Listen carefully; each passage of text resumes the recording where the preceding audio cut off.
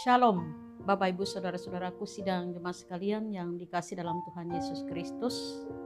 Kita bertemu kembali dalam renungan harian, dan nas kita hari ini diambil dari 2 Korintus pasalnya yang kelima, ayat yang pertama hingga ayat yang kelima. Dan saya tidak membaca secara keseluruhan dari nas firman Tuhan hari ini, namun saya hanya membaca pada ayat yang pertama yang demikian firman Tuhan. Karena kami tahu bahwa jika kemah tempat kediaman kita di bumi ini dibongkar, Allah telah menyediakan suatu tempat kediaman di sorga bagi kita. Suatu tempat kediaman yang kekal yang tidak dibuat oleh tangan manusia. Bapak Ibu Saudara sidang jemaat sekalian, tema untuk kita pada hari ini pengharapan di tengah kesusahan. Bapak Ibu Saudara-saudaraku sidang jemaat sekalian yang dikasih dan diberkati oleh Tuhan kita Yesus Kristus. Kidung Jemaat nomor 266 menyatakan ada kota yang indah cerah. Bapak Ibu Saudara-saudaraku, ketika kita bersama-sama menyanyikan Kidung Jemaat ini, apa yang kita rasakan dan apa hal yang memberikan kepada kita suatu pengharapan? Saudara-saudaraku yang dikasih dan diberkati oleh Tuhan kita Yesus Kristus,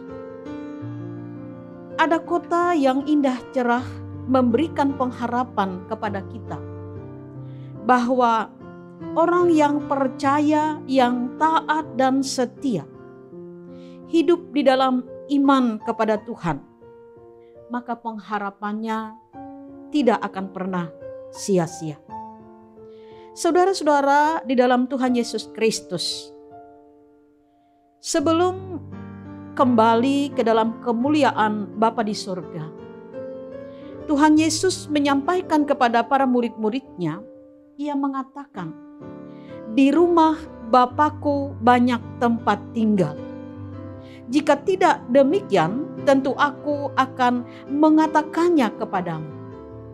Dalam Yohanes 14 ayat yang kedua. Janji Tuhan Yesus yang disampaikan ini menjadi pengharapan bagi setiap orang yang percaya selama masih berada di bumi ini. Selama kita masih menjalani kehidupan kita di tengah-tengah dunia ini. Hidup kita di tengah dunia ini seperti dalam firman Tuhan yang diperhadapkan kepada kita hari ini dalam 2 Korintus 5 ayat yang pertama hingga ayat yang kelima ini. Diibaratkan dengan kemah yang memberikan suatu kiasan kepada kita sekalian bahwa kemah sewaktu-waktu dibongkar. Tidak ada orang yang mendirikan kemah dengan tujuan untuk tinggal secara permanen di situ. Kemah hanyalah tempat tinggal yang sementara. Kita hanyalah pengembara di bumi ini yang mendirikan kemah bukan tempat menetap, tetapi kewargaan kita adalah di surga, bukan di dunia ini.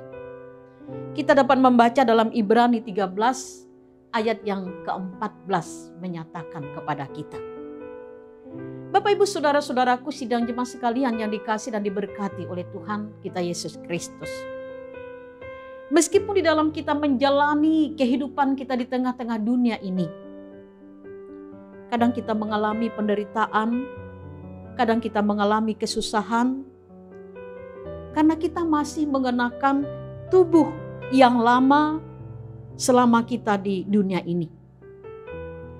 Tetapi tentunya kita dengan sabar menanggung penderitaan tersebut sebagaimana kita baca pada ayat yang ke-6 menyatakan. Agar kita tetaplah hidup di dalam pengharapan. Karena Allah lah yang justru mempersiapkan kita dan mengaruniakan roh kepada kita sebagai jaminan segala sesuatu yang telah disediakan bagi kita. Dalam ayat yang kelima. Bapak Ibu Saudara-saudaraku yang dikasih dalam Tuhan Yesus Kristus, di dunia ini memang kita mengalami segala beban. Di dunia ini memang kita mengalami cobaan. Kita mengalami masalah. Karena itu adalah bagian dari sisi kehidupan yang harus kita jalani di tengah-tengah dunia ini. Tetapi melewati firman Tuhan yang diperhadapkan kepada kita pada nas ini memberikan pengharapan kepada kita sekalian.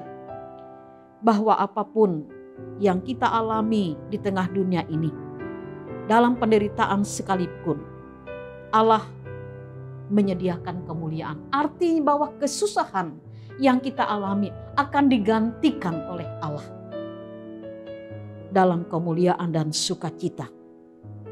Bapak Ibu saudara-saudaraku yang dikasih dalam Tuhan Yesus Kristus, bahkan firman Tuhan dengan jelas menyatakan kepada kita bahwa Allah menyediakan tempat kedamaian kekal bersama dengan Dia.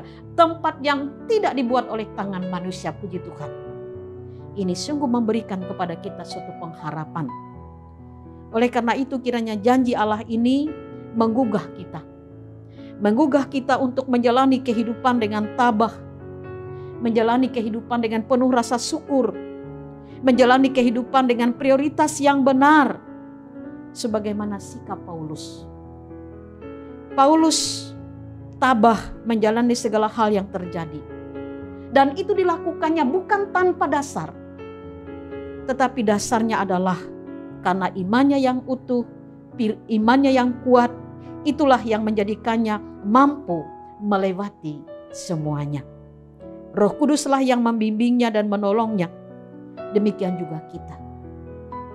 Dengan dasar iman kita, kita percaya bahwa Allah memimpin kehidupan kita.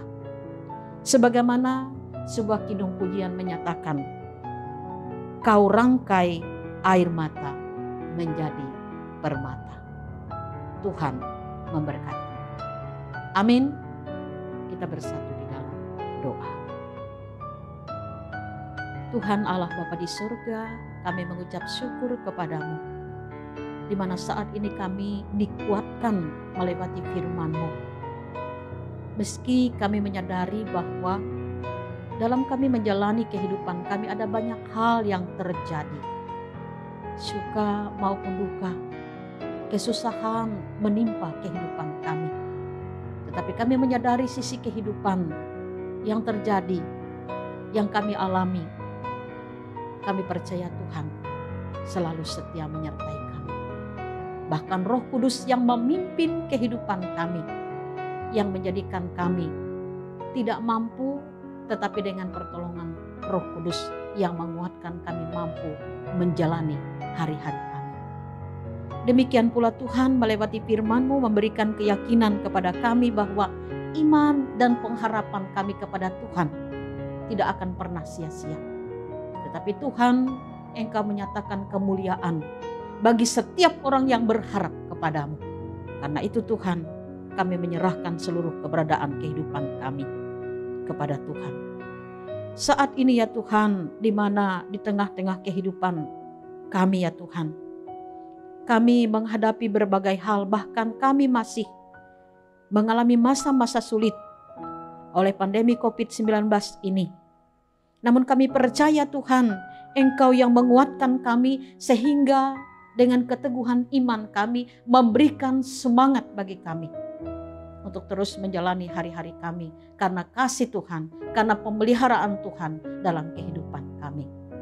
Karena itu Tuhan, kami melangkah dalam kepastian bahwa Tuhan selalu hadir dalam kehidupan kami. Bapa di surga, dengan demikian apapun yang terjadi, kami percaya Tuhan senantiasa campur tangan di tengah kehidupan kami. Terima kasih Bapa di surga, kami akan terus menjalani kehidupan kami dalam penyertaan Tuhan, dan biarlah melalui kehidupan kami pun, kami senantiasa tetap boleh menjadi alat untuk kepujian dan kemuliaan nama Tuhan. Terima kasih Bapa di surga, jadikan kami untuk senantiasa menjadi berkat di tengah-tengah kehidupan keluarga rumah tangga kami, di tengah kehidupan persekutuan kami, dimanapun kami berada. Terima kasih Bapa di surga, dengar dan terimalah doa kami yang hanya kami serahkan Di dalam Yesus Kristus Tuhan dan Juru Selamat kami berdoa dan mengucap syukur. Amin.